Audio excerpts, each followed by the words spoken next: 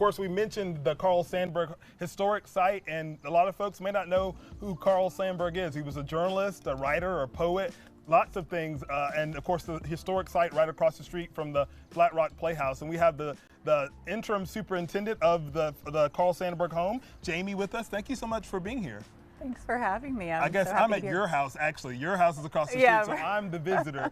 But talk a little bit about why people come to the Carl Sandburg home. Maybe start with who Carl Sandburg was. I mean, he won 3 Pulitzers, so kind of a big deal. Yeah. So from the early 1900s to the 1960s, he was really a household name, which is funny to think about a poet, kind of, but he was an American icon. He won 3 Pulitzers, 2 for poetry and 1 for his biography of Abraham Lincoln.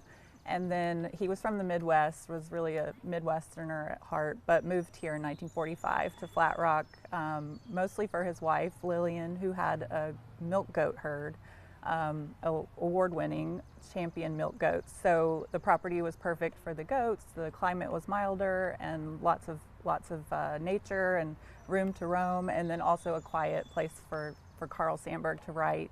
So he published a third of his works here in Flat Rock from 1945 to 1967. I think that was incredible, like a third of his work done here, and the idyllic, idyllic environment for rolling hills, and now folks get a chance to hike it. You were telling me, and I was just looking at this on your social media, you guys have just closed some of the hiking trails. You guys just reopened because of Hurricane Helene. Now you're having to close again because of a bear. Right. We just opened our parking lot last week, which we were so happy to welcome more visitors back. And we had all the trails open, and then yesterday we had a bear who was just a little too friendly. So for now, the hiking trails are closed, but you can still come park in the parking lot, walk the Front Lake Trail, and see all the historic buildings. You can go on a house tour between Thursday through Sunday from 10 to 4. The bookstore is open, and then you can come wander the grounds anytime.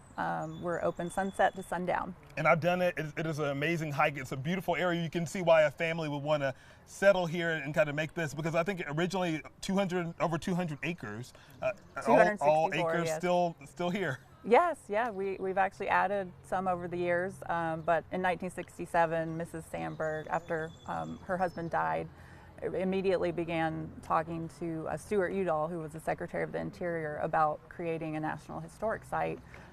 It was the first one devoted to a poet, so we have that distinction. So yeah, people should come and go on a house tour. The house dates back to the 1830s, 1838, when the Charleston families were coming here.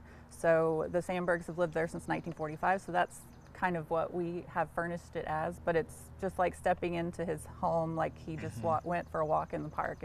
Everything is kept preserved the way it was. It is amazing to come and see it and really dive into that history and see, when you drive past and you get off on the exit to come to Flat Rock, you see Flat Rock Playhouse and you see Carl Sandburg home. So those are the things that people come here, lots of history to dive into. What do you think that Carl Sandburg would think about? I mean, originally it was Connemara. What would he think about it today being open for everyone to come and experience it and kind of experience what drew them here? Well, I think he was known as the poet of the people, which at the time his poetry was really about issues that working class people face. So he saw himself as kind of the voice of the common everyday American. So I think he would love that his home is open to every American. It belongs to the American people. It's part of the National Park Service. So I think he would love it. Well, thank you so much for all that you do to protect that and to share that history with all of the visitors. So we appreciate it. Definitely follow them. You can go to the National Park website to find out what's going on at the Carl Sandburg home, but follow them on social media to keep up with openings and closings, because they are in nature. So animals sometimes impact that. Thank you both so much for chatting with us today.